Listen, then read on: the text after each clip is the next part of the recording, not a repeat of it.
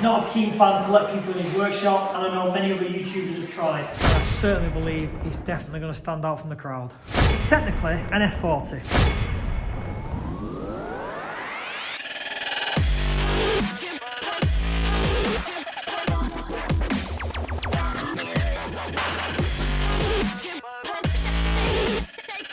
Welcome back. If you've already watched some of these videos, you'll see I'm down at Furyautoworx. This is another one of the crazy builds that he's got down here. VW Sirocco. How do you make it better? 2JZ powered. Let's get under the bonnet.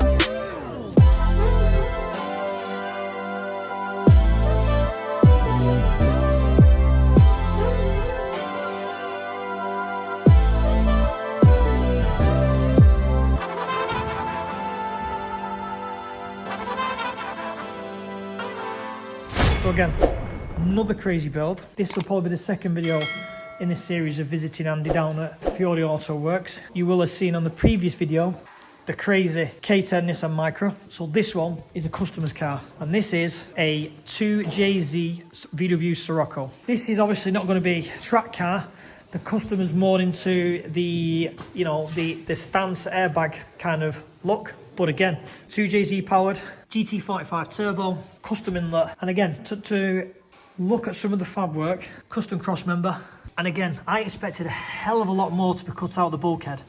But if you can just see there, just trim the bulkhead slightly to fit. And he tells me, Andy, that he's not had to do any modifications to the tunnel because this is running the same Jaguar gearbox as the K10 Micra. It fits in perfectly into the tunnel without much problems. So none of the interior panels have had to be cut. So when basically you look through the car, you will see that it's factory. There'll be nothing that really stands out to tell you that it is, you know, been modified with, you know, a giant exhaust tunnel or something like that. Walking down, this is obviously in the early stages. The back floor's been cut out. Obviously some of the parts are still in there. The size of them rims, how much stretch is on there? So let's have a look, see if we can find the size. I'll have a look at that in a minute. They're unbelievably stretched. Looking in the back, so the floor's been cut. I'm being told again, the Jaguar rear diff on the Jaguar subframe. He's going to make this fit in there on all factory parts, and that's just for ease for the customer. So if anything does go wrong in the future, he can just go to a normal auto parts store and, you know, buy a bush, buy an arm, buy whatever he needs to make this, you know, to repair if needs be. So that's going to be the back axle. It's underneath, ready to be mounted. And as I can just spy here, airbags are being fitted. So this one's going to be another little bit of a, you know, an interesting build. It's something, you know, I do like 2Js. They are, you know, a very, very good engine. Custom, like I say, intercooler kit, radiator kit, all the metal bar work to support everything. This one is going to be quite an interesting build when finished. I'm just stepping back to get a full view of it. And also, I don't know, obviously, for people who may not know, the 2J is basically a Toyota super engine. this one is the non-turbo starting block and head. So it's from the Lexus, but again, can be used as a base. Again, internals can be changed, and even in stock form, you know, you can turbo them. So again, I don't know what kind of power the gentleman's going for, because obviously this is not going to be a track car. This is going to be more of a show car. So it's more to have, you know, a different engine in to, you know, stand out from the crowd. And I certainly believe he's definitely going to stand out from the crowd. So we're down, Furyautoworx. Nicely, Andy has let me come and have a look at some of the amazing projects and amazing builds. He's not a keen fan to let people in his workshop, and I know many other YouTubers have tried, but I think the appreciation of me being a metal fab guy and him being a metal fab guy, we've kind of related, and he's let me in to see these crazy builds. Let's go walk around, let me introduce some of these, and let me show you what he's working on. This one, obviously as you can see, it's a Lamborghini kit car. It has the BMW V12 engine, going for twin turbo. Very early stages. It was originally based on an MR2, but Andy being the kind of the picky fabricator, he told the customer he didn't want to do it on an MR2, he wanted to make the chassis himself. So this is a full custom chassis, custom build Lamborghini. They've even gone as far as get the original specs from Lamborghini to try and get it somewhere near and somewhere where it needs to be. Another one in the workshop. This is a sponsored car, one of the friends. It's a Focus Estate with a 1.6 EcoBoost engine. They tell me it's not a bad conversion. Tell me shafts are off the shelf, new enough mounts up there, factory ECU. And again, knowing that the ECU sometimes need SIM modules, they tell me that this does not need anything like that. To wind the boys up in the background listening, I've heard this is the fastest car in here because none of the other ones seem to run. Let's look at this one, because that there is the world's worst job.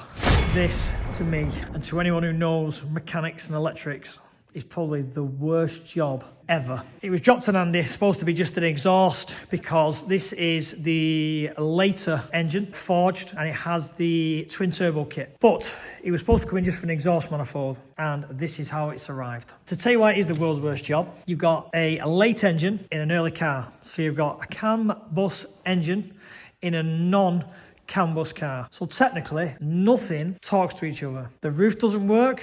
The inlet manifold for the turbo kit doesn't clear the folding down roof. So to me, I would have shooed this out the door a long time ago, because it's going to be a complete headache. But anyway, we'll show you a bit of things. So turbo kit comes with port injectors. There's the inlet manifold. The turbo kit is the twin turbos, X-pipe. I think if you can get around the CAN bus system, this is definitely going to be, you know, an interesting car. But I hope he's good at wiring.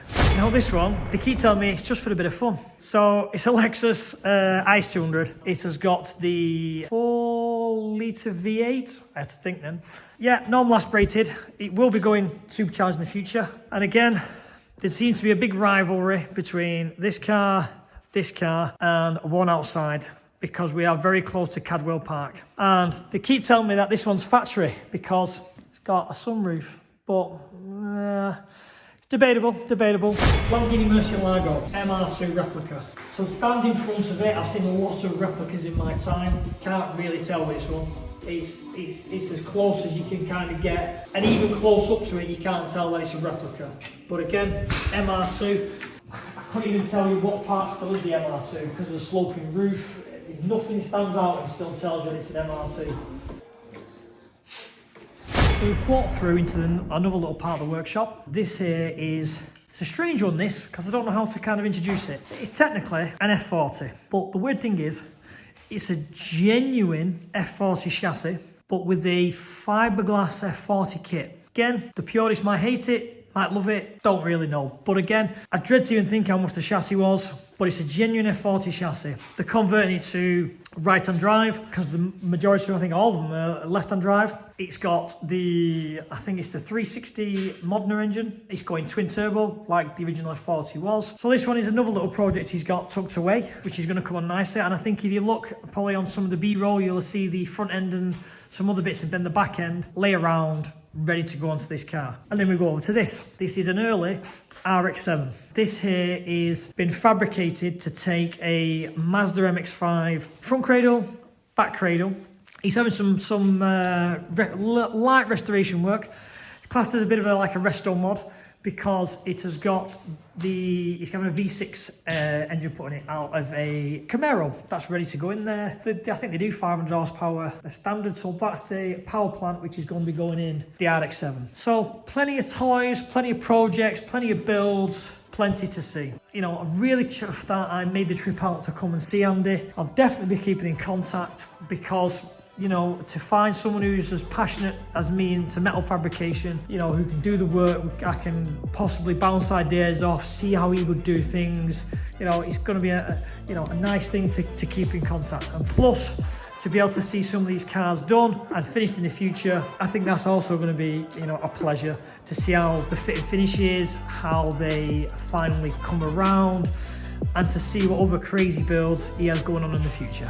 This is just signing this video off to let you know what time it is. I think it's nearly midnight. Andy likes to work nights, nice and peaceful, no customers minding, everyone's in bed. Worked out well for me because we've been able to film a lot of cars, get a lot of content in, and just be able to take our time and not have to rush.